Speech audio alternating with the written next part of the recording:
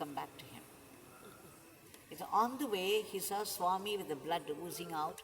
People had beaten him up and run away. And so this man had only 10 rupee note and he offered.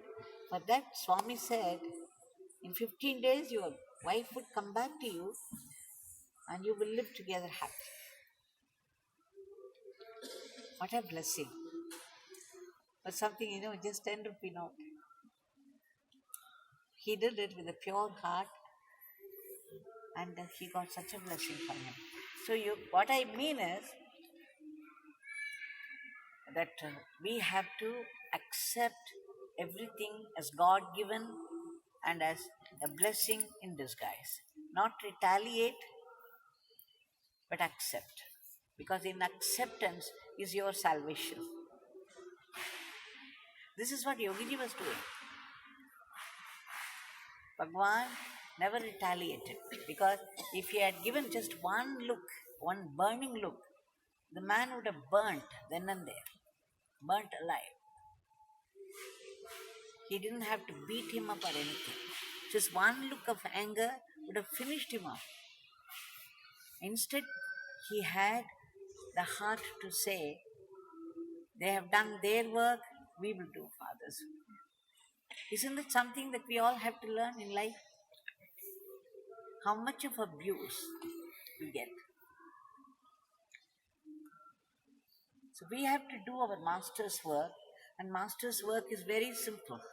Just offering service with a smile, with a kind word, without any expectations, as your puja to your Master. And you derive immense benefit out of it. Little do we know what we get out of it. Enormous blessing. And of course, many of you do not live in the ashram, but your house or the place where you live offers you plenty of opportunities to do anything as service to people around as your puja to the Master, puja to God. These are all simple practices in life, simple and practicable. And we would earn enormous benefit.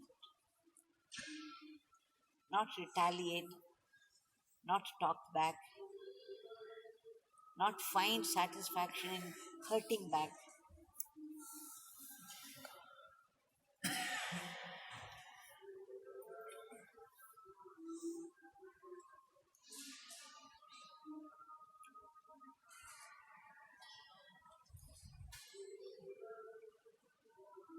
And then, when we do go through life with all the events,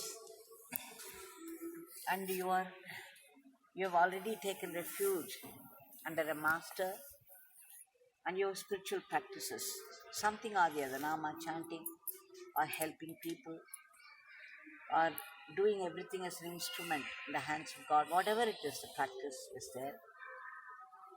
Initially, what happens is,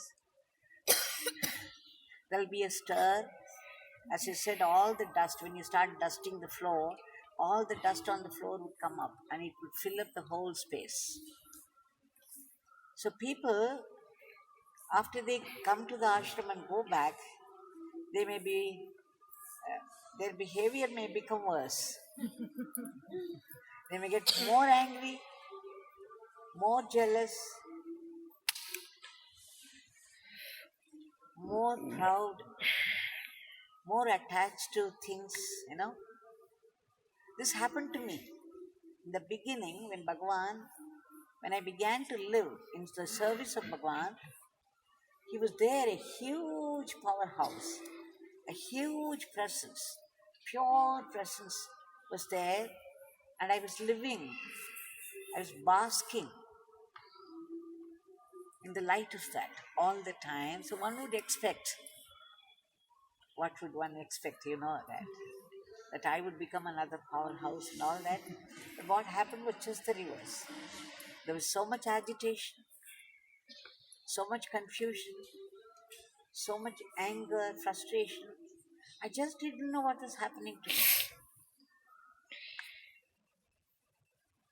This will happen to all of you. That's why I'm sure some of you can easily identify.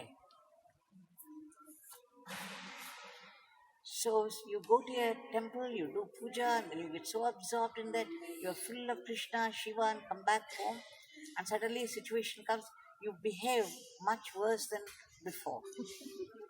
And everybody around taunts you. Hey, this is your going to the temple? We are much better off. So when I asked Bhagwan, what is happening? Either you are not Bhagwan, or I am beyond repair. Then he literally dragged me when we got down here in the ashram. He showed me this building. It was still very much the earth, and there were huge pits. They had just dug out. So there was a mound of the soil in one place, and then there's a mound of small, small stones, and then a huge gaping pit in one place. It was such chaos. You know, when a building is built, how the place would look. There were people crisscrossing the place, walking up and down, and it was such a disorder, such chaos. Is that there? Do you see here? I just looked around. I said, "What, Bhagwan? I don't understand." It's a very active place. People are active, and then it is not worth looking at. He said, "This is what is happening to you. A gaping pit in one place, and a mound of the soil in the other place, and then the stones, and then some people, removing that, and some people doing this, and then there's a machine here. You know what it is like." He said, "One day there'll be a beautiful temple in this place. But without this, that temple cannot come. This is the foundation. This has to be done only this way. So in the beginning, there'll be chaos, disorder. But you have to accept it and then work on that. And then one day you see this huge mansion standing here." And Yogi Ram Kumar said, one day this hall would not be enough. There would be people spilling out outside right up to Ramanashram. There won't be place for people even to stand, to sit. When people asked him, "Why is it you have been a beggar in the streets? And suddenly you start an ashram, it's so huge like this. Why would you do this?" And there are people who mocked and talked. But he said, Father knows why he does certain things. And Father says, one day this hall will not be enough. So now we'll come back to the point. When we start doing, we have to connect with the Master or God, everything about our daily living.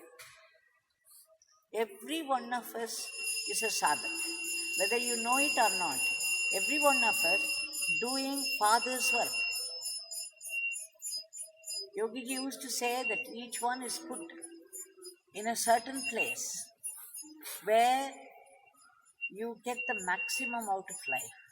That is which is the best place for your spiritual growth. Wherever, you don't complain, "Oh, God has put me, I have got these parents, I've got this husband, and this situation, this household. How nice it would be if I could be a sannyasi, if I could be free here." Yogiji said, wherever God has put you, that is the best place for your spiritual growth. If you imagine that there is a better alternative somewhere, you go ahead and see. He challenged. Once when situations were getting out of hand and I complained, I said, "Bhagwan, can I run to Kashi? I will go there. I don't want to be here Because of me, you are getting so many problems. He said, okay, you go to Kashi, but you'll be taking all your problems there.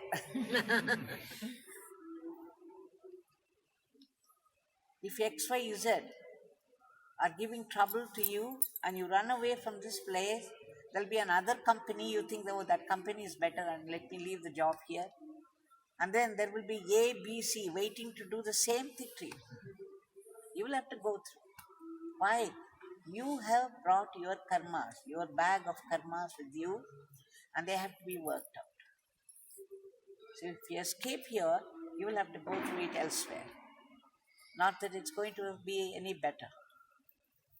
So Bhagavan said, wherever we go, we will be taking it's his way, his language, his way of saying that your karmas will be coming with you and you have to pay for it.